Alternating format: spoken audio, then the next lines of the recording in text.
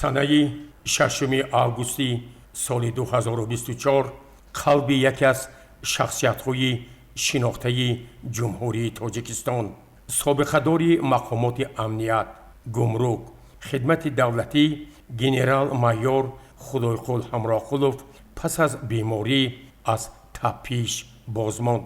Равоншод Худойқул Ҳамроқулов 25 марти соли 1947 дар деҳаи фароби шаҳри Панҷакин чашм ба олами ҳастӣ кушода, пас аз хатми мактаби деҳа ва факултаи физика ва математикаи донишкадаи омӯзгории Тоҷикистон дар шаҳри Душанбе фаъолияти меҳнатии хешро ҳамчун омӯзгор дар муассисаҳои таълимии ноҳияи Тоҷикобод ва шаҳри Панҷакин оғоз намуд.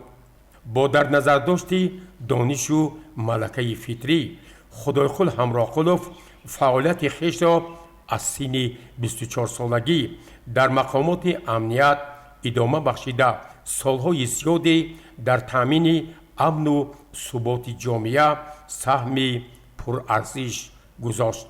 фаъолияти Худойқул Ҳамроқулов дар мақомоти гумрук, маҷлиси намояндагони Маҷлиси Олии Ҷумҳурии Тоҷикистон, мақомоти иҷроияи ҳокимияти давлатии шаҳри Душанбе, иҷрои вазифаҳои пурмасъулият, тарбияи кадрҳо, корҳои ободониву созандагӣ, бунёди боғ, роҳу пул, рушди кишоварзӣ дар ҷамоати деҳоти Фароб, дастгирии ниёзмандон ва дигар амалҳои хайрхоҳона шоистаи зикр мебошад ва то ба имрӯз ҳамкорону шогирдон ва ҳамдиёрон аз ин инсони наҷиб ва сарсупурдаи давлату миллат бо ифтихор сухан мегӯянд.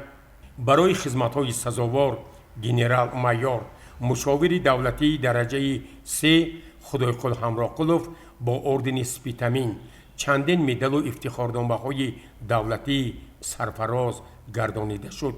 беҳтарин тӯҳфаи ӯ дар зиндагӣ эҳтироми мардум ва ҳамдиёрон аст. дар ин лаҳзаҳои воқеан душвор барои оила, фарзандону пайвандон аз номи роҳбарият, кормандони ширкати Садо ва Симо дар шаҳри Панҷакин нисбати вафоти марди накуном генерал-майор Худойқул Ҳамроқулов ба аҳли хонавода, пайвандону наздикони равоншод ҳамдардии амиқ ва тасаллият баён менамоем. номи чунин инсонҳое ки воқеан барои халқу ватани хеш софдилона заҳмат карданд, ҳамеша ҷовидон боқӣ хоҳад монд.